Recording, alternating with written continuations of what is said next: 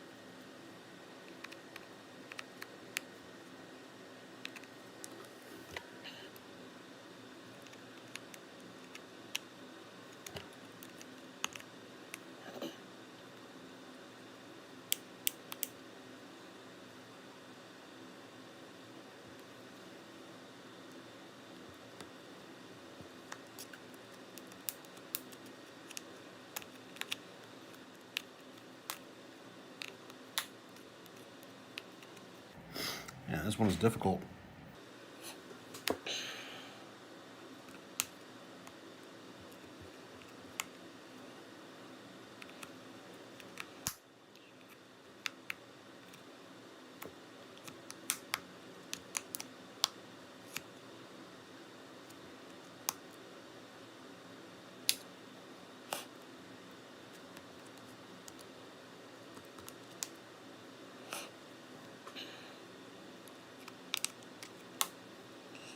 There we go.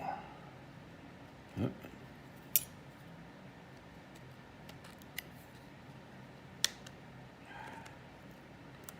Whew, finally.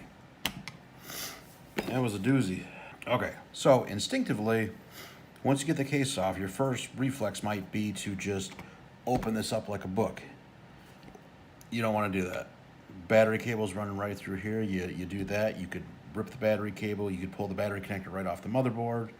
Next thing you might instinctively want to do is just grab on this battery cable right here and pull it off. Don't do that either. Same thing could happen. You can rip the battery connector right off of the motherboard. Come on, zoom. Okay, so what you want to do is take your spudger, hold down on the battery connector, take a pair of tweezers, and then pull up on the battery cable. Boom.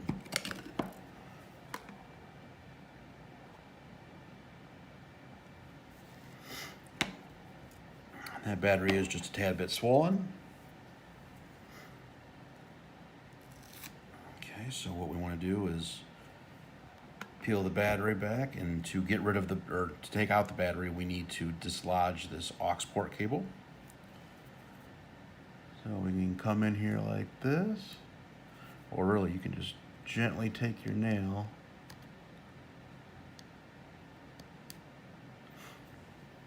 and pry up on that here cable. This one right here. So now that it's back, you can take the cable, pull it out. We don't need this right now. Next thing we need to do is remove this battery. So I have a curved spudger used to help me pry this up. Oops. So again, going back with our instincts, it might be kind of instinctual for you to want to just take this, shove the spudger under her, and just pry up on it. You don't want to do that.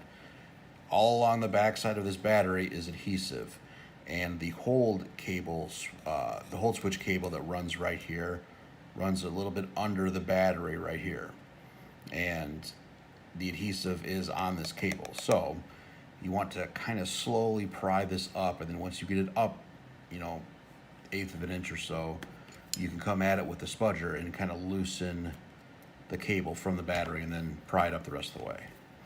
I'll show you how to do that.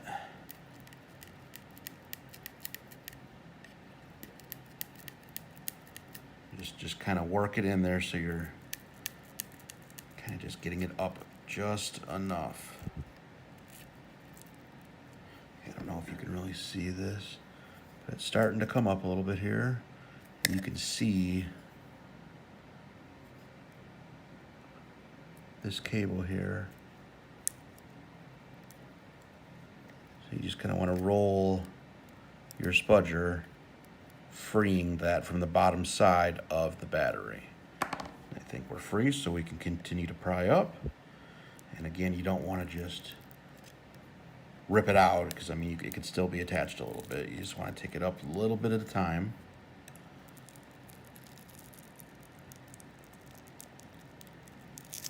There it is. And we are free.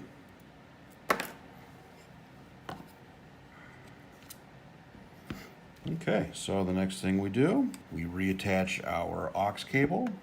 Sorry, I'm kind of casting a little bit of a shadow.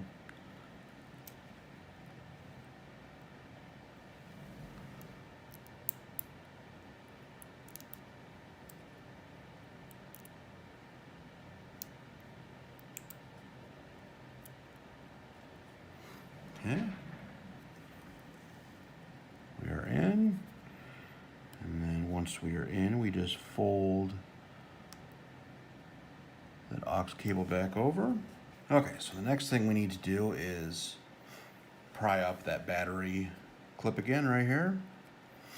So again, it might be, you might think that, oh, I'm just gonna stick something under here and just pry it back up. But you know, just like pulling the battery cable out, if you do that, you can still rip the entire thing off of the motherboard. You're gonna have a bad day if you do that. So you want to perform the same practice of holding it down while prying up. So take spudger, on the white part right there, hold it down. Take your handy dandy little battery cable lifter upper tool, which is just a paper clip. And you kind of work your way under here.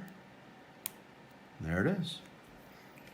Fold your hard drive back over, take your battery,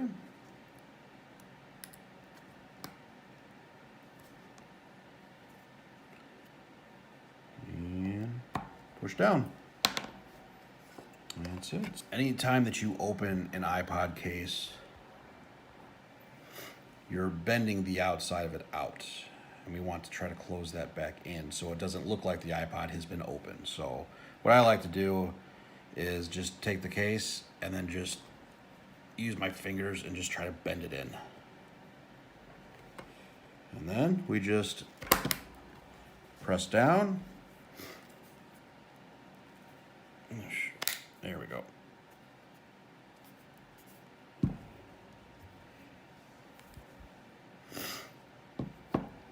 And then, just to be thorough, I like to check them just to make sure everything is in fact working.